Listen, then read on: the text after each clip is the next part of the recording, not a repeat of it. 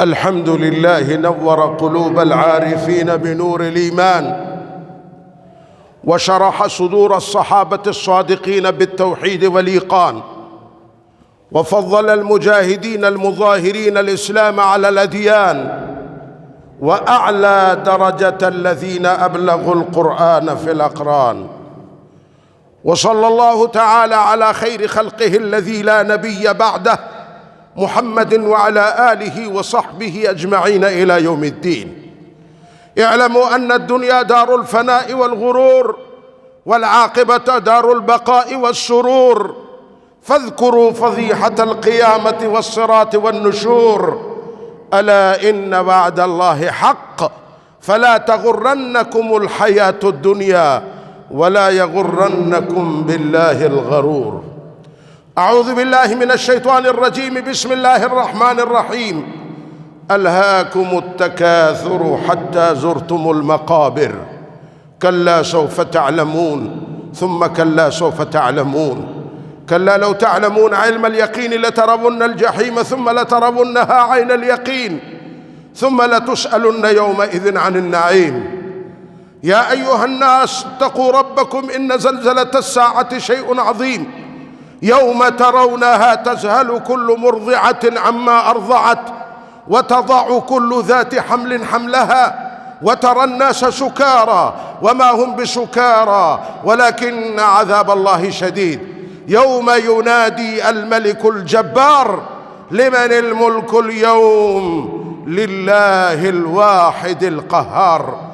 أحسن الكلام كلام الله العلام، كل نفس ذائقة الموت ثم إلينا ترجعون. إنه تعالى جواد كريم قديم ملك بر رب الرؤوف الرحيم. الحمد لله، الحمد لله نحمده ونستعينه ونستغفره ونؤمن به ونتوكل عليه، ونعوذ بالله من شرور أنفسنا ومن سيئات أعمالنا. من يهده الله فلا مضل له ومن يضلله فلا هادي له، ونشهد أن لا إله إلا الله وحده لا شريك له، ونشهد أن سيدنا وسندنا ونبينا وشفيعنا وحبيبنا وطبيبنا وطبيب قلوبنا ومولانا محمدا عبده ورسوله وصفيه وخليله وحبيبه. أما بعد، فأعوذ بالله من الشيطان الرجيم. بسم الله الرحمن الرحيم. إن الله وملائكته يصلون على النبي، يا أيها الذين آمنوا صلوا عليه وسلموا تسليما.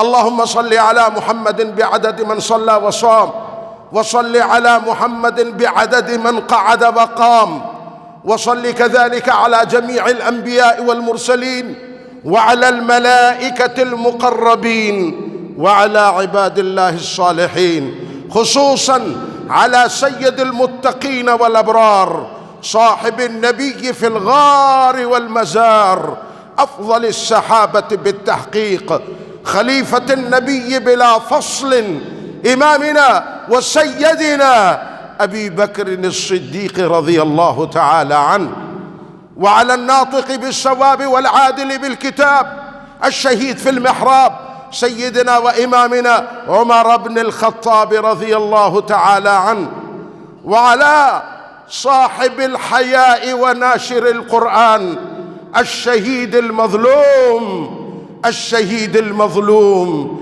حين تلاوة القرآن، سيدنا وإمامنا عثمان بن عفان رضي الله تعالى عنه، وعلى صاحب السيف والقضاء، ناشر العلم والهدى، أسد الله الغالب، سيدنا وإمامنا علي بن أبي طالب رضي الله تعالى عنه، وعلى السيدين السندين السعيدين الشهيدين أبي محمد الحسن وأبي عبد الله الحسين رضي الله تعالى عنهما، وعلى أربعة بنات النبي صلى الله عليه وسلم، زينب ورقية وأم كلثوم وفاطمة رضي الله تعالى عنهن، وعلى أهل بيته المطهرة، خصوصا على خديجة وعائشة وحفصة رضي الله تعالى عنهن، وعلى عميه النبي المصطفى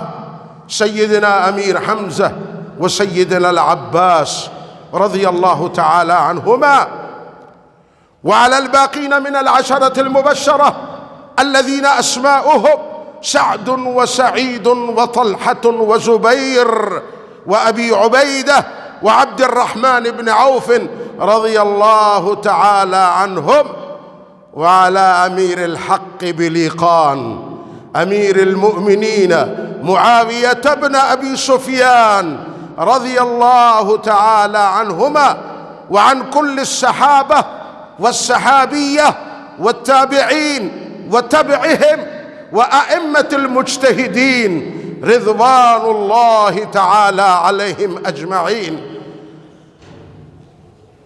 اللهم أعز الإسلام والمسلمين، اللهم انصر الإسلام والمسلمين، اللهم انصر من نصر دين محمد صلى الله عليه وسلم واجعلنا منهم، واخذل من خذل دين محمد صلى الله عليه وسلم ولا تجعلنا منهم.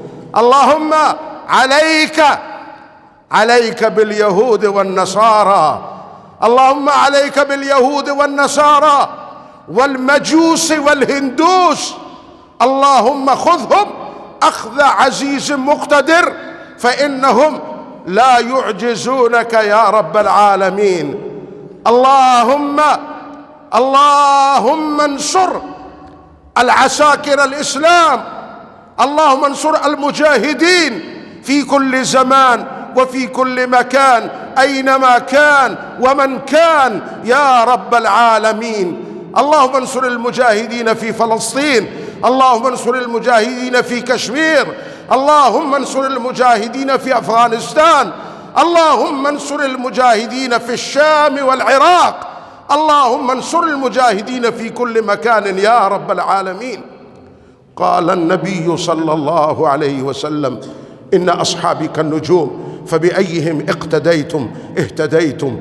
تعادلوا عباد الله رحمكم الله. إن الله يأمركم بالعدل والإحسان وإيتاء ذي القربى وينهى عن الفحشاء والمنكر والبغي يعظكم لعلكم تذكرون. فاذكروا الله يذكركم وادعوه يستجب لكم، ولذكر الله تعالى أعلى وأولى وأعز وأجل وأتم وأهم وأكبر، والله يعلم ما تصنعون.